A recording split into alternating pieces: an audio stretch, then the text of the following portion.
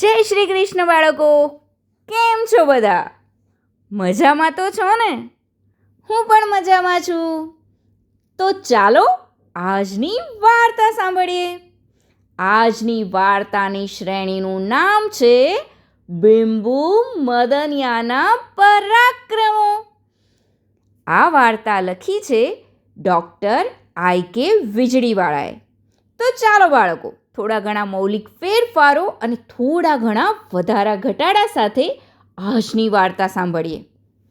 ગયા વખત સુધીમાં આપણે જોયું હતું કે બધાયથી અળગો ને એકલો બિંબુ પેલા પથ્થર પાછળ સલવાઈને તળાવના પાળાની પાછળ ફસાઈ ગયો હતો.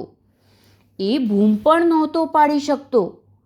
એને બીક લાગતી હતી કે જો એ કદાચ વધારે વખત આમ નહીં ટકી શકે તો શું થશે? એ પોતે થાકી જશે તો?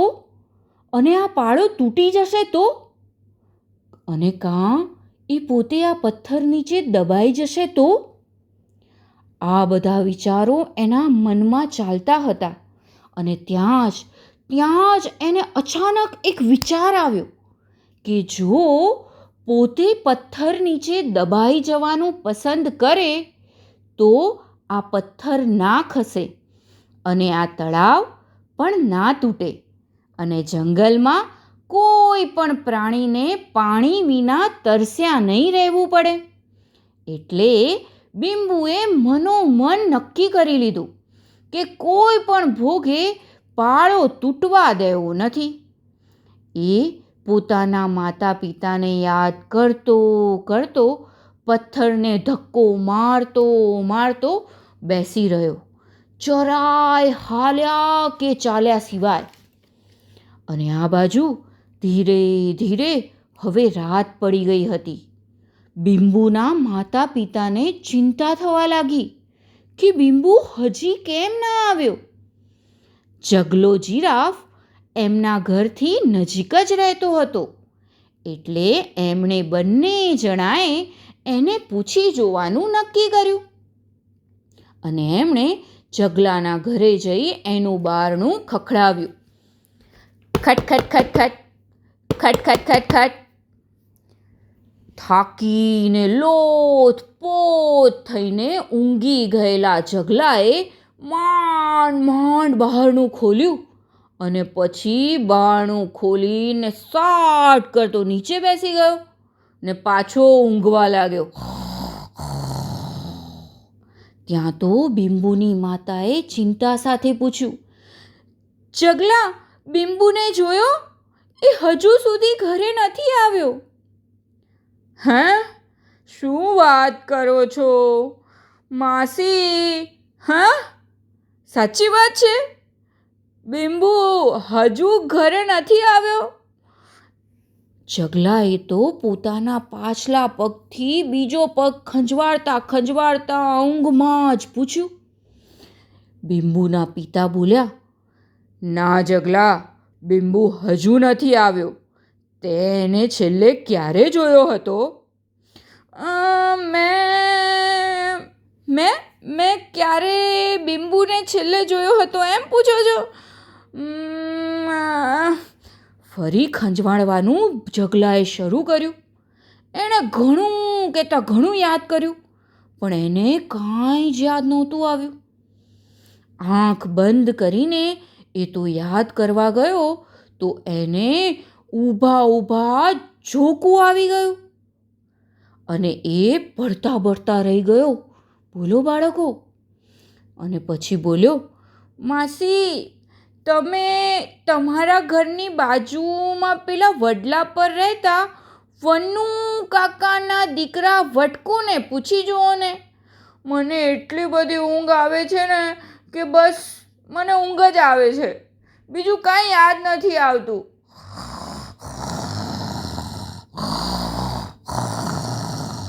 ને આટલું કહેતા તો ફરી વખત આ જગલો જીરાફ ઊભા સૂઈ ગયો. એને આ મૂંગતો જોઈ ને બિંબુના માતા પિતાને તો હસવું જ આવી ગયું. એ લોકો જગલાને આમ જ ઊંઘતો છોડીને વન્નુને મળવા નીકળી પડ્યા. પોતાના ઘરની બાજુમાં આવેલા વડલા પર સૂતેલા વન્નુને ઉઠાડીને એમણે બિંબુ હજુ સુધી ઘરે નથી આવ્યો ને એની વાત કરી. એટલે વન્નુએ વટકુને ઉઠાડીને બધું પૂછ્યું. તો વટકુ બોલ્યો, હે હે માસી, હજુ બિંબુ ઘરે નથી આવ્યો? તો પછી એ ક્યાં ગયો હશે? આ વટકુએ પણ ચગલા જીરાફ જેવા જ ઊંઘમાં ને ઊંઘમાં જવાબ આપ્યા. એ અમને નથી ખબર વટકુ, એટલે જ તો અમે તને પૂછવા આવ્યા છીએ. તમે બધા જોડે જ પ્રવાસ પર ગયા હતા, તો પછી શું બન્યું એ અમારે જાણવું છે. આવું તો ક્યારેય બન્યું નથી કે રાત પડે ત્યાં સુધી બિંબુ ઘરે ના આવે. દીકરા, તે એને છેલ્લે ક્યારે જોયો હતો એ જરા યાદ કરીને બોલને બેટા. આ સાંભળી વટકુ તો માથું ખણવા લાગ્યો. એણે પોતાને પણ એટલી બધી ઊંઘ આવતી હતી કે એને કાંઈ કરતાં કાંઈ યાદ નહોતું આવતું. બિંબુની માએ ફરી પૂછ્યું, કાંઈ યાદ આવે છે બેટા? ના, નથી આવતું, મને માફ કરો માસી. બિંબુના માતા પિતા એનું ઊંઘરેટું મોં અને આંખો જોઈને હસી પડ્યા ને પછી કહ્યું, અરે દીકરા, કોઈ વાંધો નહીં, તું તારે જઈને સૂઈ જા, અમે એને શોધી કાઢીશું. એમ કહીને એના માતા પિતા પાછા ફરવા જતા હતા. એ જ વખતે વટકુને કંઈક યાદ આવ્યું હોય એમ એ બોલ્યો, માસી માસી, મને યાદ આવે છે કે છેલ્લે મેં એને ભૂખલી ભેંસનો દાવ આવ્યો ત્યારે સંતાવા જતા જોયો હતો. આ સાંભળી અને બિંબુના માતા પિતાના ચહેરા પર ખુશી આવી ગઈ અને પૂછ્યું, એ ક્યાં સંતાયો હતો? એ યાદ આવે છે તને?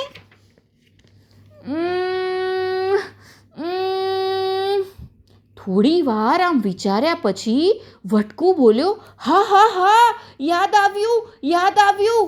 એ તળાવના પાળા તરફ જતો હતો. એ પછી મેં એને નથી જોયો, કારણ કે માસી મારે તો સંતાવાનું હતું ને. એટલું કહીને એ ફરી સૂઈ ગયો.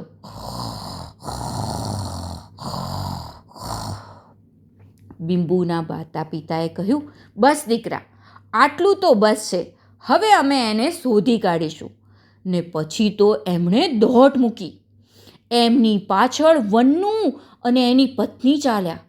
એ જ વખતે જગલા જીરાફના માતા પિતા પણ ત્યાં આવી ગયા. એ લોકો પણ બિંબુની શોધમાં જોડાયા. ધીમે ધીમે કરતા આખા જંગલમાં આ વાતની ખબર પડી ગઈ. એટલે બધાએ બિંબુને શોધવા ચાલ્યા. રાત ઘણી વીતી ગઈ હતી બાળકો. જ્યારે આ બધા જ તળાવના પાળા પાસે પહોંચ્યા ત્યારે પૂનમનો ચંદ્ર માથા પર આવી ગયો હતો. એની ચાંદનીના પ્રકાશમાં એ લોકોને જોવામાં તકલીફ નહોતી પડી રહી. બધાએ ત્યાં પહોંચીને બિંબુના નામની બૂમો પાડી જોઈ. બિંબુ, બિંબુ, ક્યાં છે બેટા? બિંબુ, બિંબુ. પણ કોઈ કહેતા કોઈ જવાબ ન મળ્યો. બધાને ચિંતા થઈ. એ વખતે વન્નુએ તળાવના પાળાની પાછળ જઈને જોયું ને જોતા વેત જ એના મોંમાંથી બૂમ નીકળી ગઈ, અરે દોડો, દોડો, બિંબુ અહીં ફસાઈ ગયો લાગે છે, દોડો, બધા દોડો. અને બધા દોડીને ત્યાં પહોંચ્યા. જોયું તો બિંબુ પોતાની સૂંઢ અને માથા વડે મોટા પથ્થરને ટેકો આપી ને પાળાને તૂટતો અટકાવવા જેટલું હતું એટલું જોર લગાવી રહ્યો હતો. સાંજથી જ એ એટલું બધું જોર કરી રહ્યો હતો કે હવે એ ખૂબ જ થાકેલો લાગતો હતો. એને જોતા જ એના માતા પિતાએ એક સાથે બૂમ પાડી, બિંબુ, દીકરા બિંબુ. પરંતુ બિંબુએ કાંઈ જવાબ ન આપ્યો, કારણ કે બાળકો એ બોલી શકે એમ હતો જ નહીં. એટલે એણે ખાલી એની પૂંછડી હલાવી, પટપટ પટપટ. એ બોલ્યો નહીં. એટલે એના માતા પિતા સમજી ગયા કે હવે એ થાકી ગયો હતો. પરંતુ ચિંતાનો વિષય તો હવે હતો બાળકો. આ તળાવનો પાળો તોડ્યા વિના બિંબુને બહાર કાઢવો કઈ રીતે?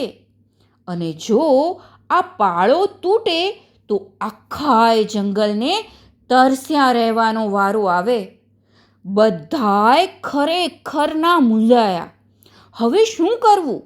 માતા પિતા બિંબુને પકડી રાખે તો એના તણાઈ જવાની બીક તો નહોતી, પરંતુ દુષ્કાળના વરસમાં આ આખું જંગલ તરસ્યું રહે એ તો કેમ કરીને સહન થાય?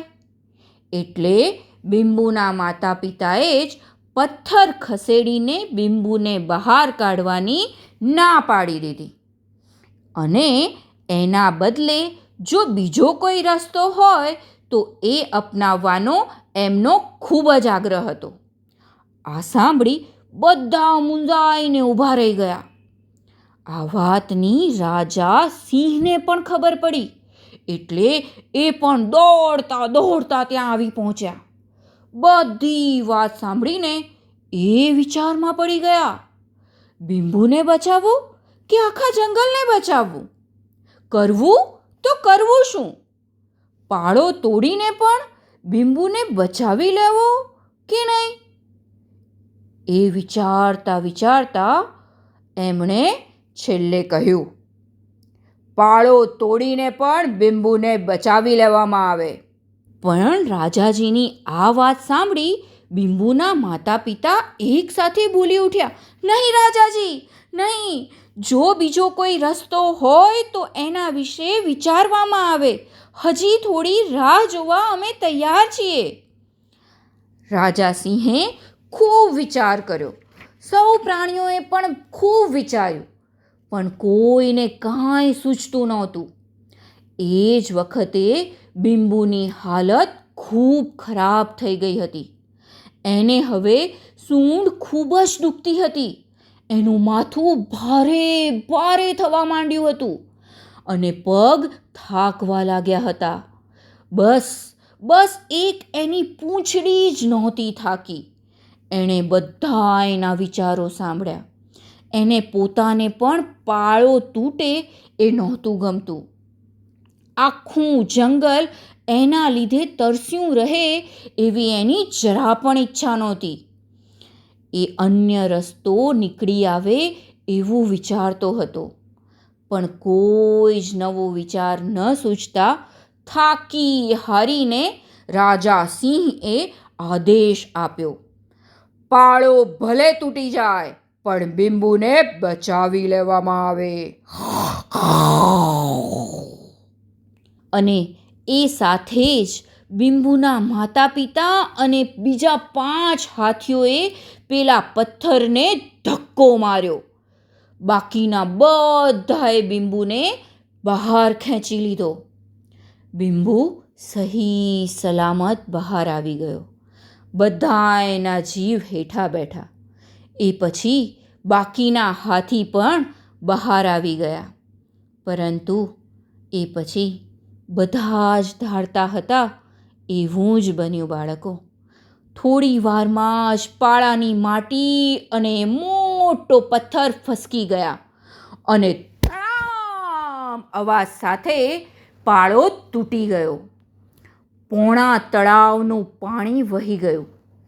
એક મોટા અને ઊંડા ખાબોચિયામાં ફક્ત ચોથા ભાગના તળાવ જેટલું જ પાણી બાકી રહી ગયું. બધા પ્રાણીઓ વિલા મોઢે પાણીને નદીમાં વહી જતું જોઈ રહ્યા. એમના બધાના મોં પર આવતા ઉનાળામાં શું કરીશું એની ચિંતા સ્પષ્ટ દેખાઈ રહી હતી. એક મોટું જ ખાબોચિયું પૂરા જંગલને ફક્ત 1 મહિનો જ પાણી પૂરું પાડી શકે એટલું હતું.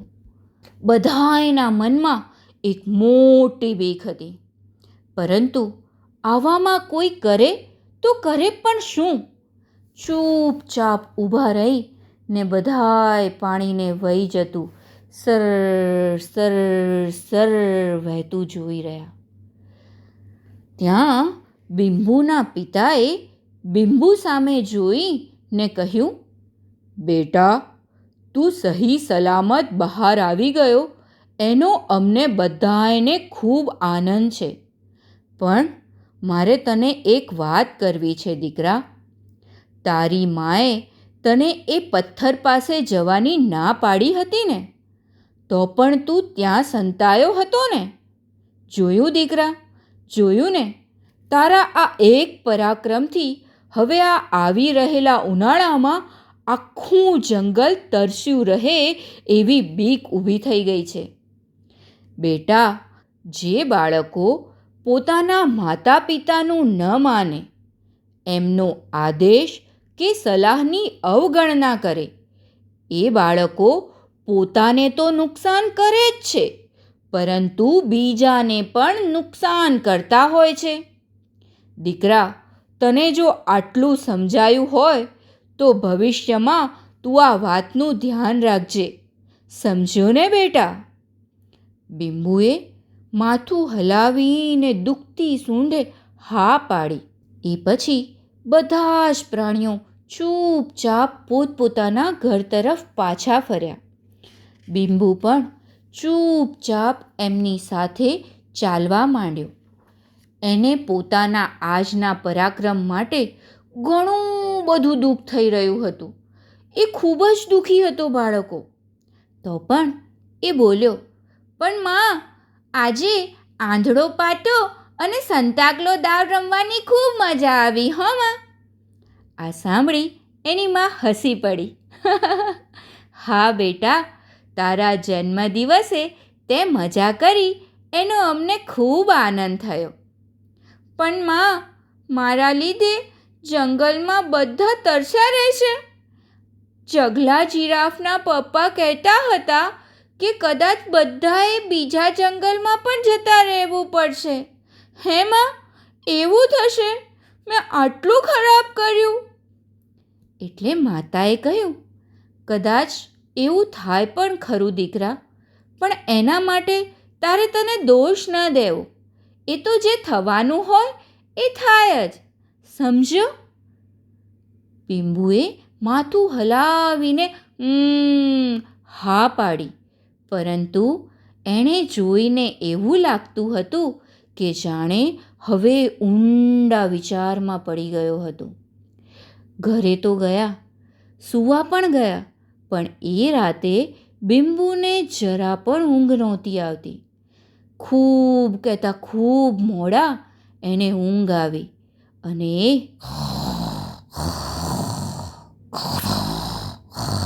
કરતો સૂઈ ગયો. ને હવે બીજા દિવસે શું થાય છે એ આપણે આવતી વાર્તામાં જોઈશું. વાર્તા થઈ ગઈ પૂરી, બાળકોને મજા પડી. ચાલો જઈએ પોળે, નીંદર આવી પહોંચી. કાલે મળીશું ફરી વાર્તા લઈને નવી. તો ચાલો બાળકો, આજનું ઉખાણું સાંભળીએ. કાળી કાળી કંકુબાઈ આંબા ડાળે ડોલે, ઉનાળામાં કેરી ખાતી મીઠા ટહુકા બોલે. તો બોલો બોલો બાળકો, કોણ છું હું? આ ઉખાણાનો જવાબ તમે મને જરૂરથી મોકલાવજો. હું તમારા જવાબની રાહ જોઈશ. આવજો બાળકો. જય શ્રી કૃષ્ણ. નમો નમઃ.